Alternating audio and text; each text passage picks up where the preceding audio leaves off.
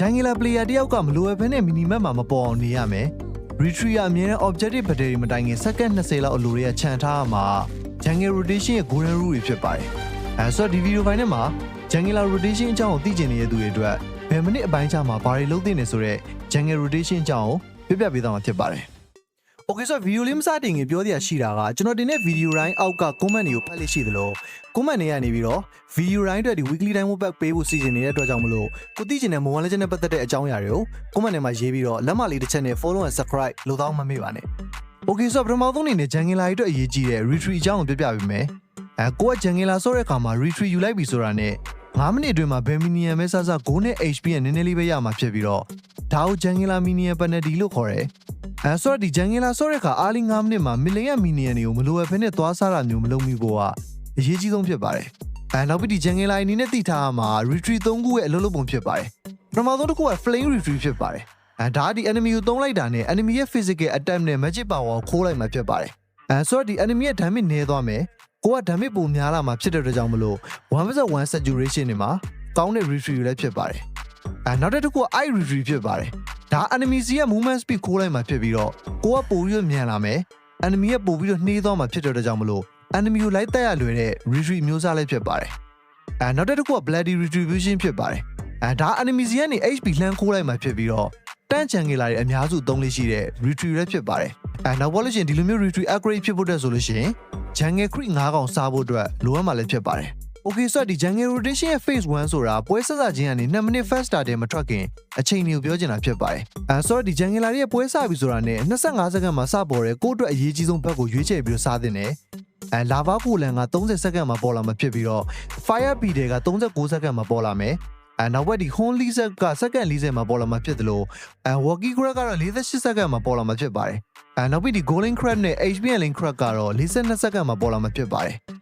Jangela ရဲ့ target မထွက်ခင်မှာ level 4ရောက်ဖို့တော့ကအရေးကြီးဆုံးဖြစ်ပြီးတော့ဒီလိုမျိုး level 4ရောက်ဖို့တော့ဆိုလို့ရှိရင် Jungle Creep 9កောင်စားဖို့လည်းလိုအပ်မှာဖြစ်ပါတယ်level 4ကိုအစိုးရထားရဲဆိုလို့ရှိရင်တော့ target lane နဲ့အနီးစပ်ဆုံးမှာရှိနေတဲ့ HPN lane ကိုကန်ပြီးတော့ Hero K ဒါမှမဟုတ်သွင်းအောင်လုပ်တာအထူးဖြင့် level 4မရအောင်လုပ်တာ enemy HP lane ကို target battery မှာမလာနိုင်အောင်လို့လုပ်ထားနိုင်မှာလည်းဖြစ်ပါတယ်Jungle rotation ရဲ့ phase 2ဆိုတာဒီ first starter 2မိနစ်ကနေ10မိနစ်အတွင်းကိုဆိုလိုတာဖြစ်ပါတယ်target မထွက်ခင်10စက္ကန့်လောက်အလိုတွေမှာကိုကအမြဲတမ်းအနားမှာရှိနေရမယ်တာတယ်တွေကအသက်ခံပြီးသွားတိုင်းနောက်ထပ်2မိနစ်နေလို့ရှိရင်ပြန်ပြီးတော့ပေါ်လာမှာဖြစ်ပါတယ်Jangela အနေနဲ့ဒီ mid game မှာနောက်ထပ် focus ရမှာတစ်ခုကတာတယ် respawn time ကြားထဲမှာ enemy စီက hero ကရဖို့ဖြစ်ပြီးတော့အမြဲတမ်းဦးစားပေးနေနဲ့ enemy goal line ကို target ထားရမှာဖြစ်တယ်လို့ enemy roamer တွေရဲ့ backup ပေးတာကိုလည်းသတိထားပြီးတော့ဂန်းရမှာဖြစ်ပါတယ်နောက်ဘက်ဒီ enemy Jangela တွေကတခြား side lane တွေကိုကန်နေတာကိုတွေ့တယ်ဆိုလို့ရှိရင်လည်းအချိန်ဖြုံးပြီးတော့အဝေးကြီးကိုသွားတာမျိုးမလုပ်ဘဲနဲ့အနီးစပ်ဆုံး enemy Jungle ကိုစားတာနဲ့တခြားစမ်းကျင်မဲ့ lane က enemy ကိုပြန်ပြီးတော့ကန်တာအကောင်းဆုံးဖြစ်ပါတယ်Jungle rotation ရဲ့ phase 3ဆိုတာ first lot စပေါ်လာတဲ့ချိန်ကနေပွဲပြီးသွားတဲ့အထိကိုဆိုလိုတာဖြစ်ပါတယ် defeat ဒါလို့ဒီမှာသတိထားမယ့်အချက်က enemy Jangela မသေးသေးတာဒါမှမဟုတ် enemy အနီးနားမှာရှိနေတဲ့အချိန်တွေဆိုလို့ရှိရင်လော့ဘယ်တော့မှစပြီးတော့မချအောင်ကျုံတွေကိုကိုယ့်ရဲ့ mobility skill တွေနဲ့စစ်ပြီးတော့လော့မှာ position ကောင်းကောင်းယူထားရမယ်team fight battery မှာဆိုလို့ရှိရင်လည်းကိုယ့်ရဲ့အရေးကြီးဆုံး skill တွေကိုဒီ enemy tank AHP ဒီလို front line hero တွေစီမှာသုံးတာမျိုးမလုပ်ဘဲနဲ့ backline မှာဒီ rush damage ပေးနေတဲ့ enemy main နဲ့ mass man ကိုဦးစားပေးပြီးတော့အိမ်ရမှာလည်းဖြစ်ပါတယ်နောက်ပိုင်း late game မှာ Jangela အတွက်အရေးကြီးတဲ့အချက်ကကိုယ့်အတွက်အရေးကြီးတဲ့ bat တွေကို HP အဖြစ်မခံမှုဖြစ်ပါတယ်အရေးကြီးတဲ့ bat ဆိုတာကိုက mana မဟုတ်ဘဲနဲ့ energy လိုတဲ့ hero တွေသုံးနေဆိုလို့ရှိရင် blue bat ကိုဦးစားပေးစားရမှာဖြစ်ပြီးတော့ red bat ကိုတော့ teammate goal line ကိုကျွေးလို့ရတယ်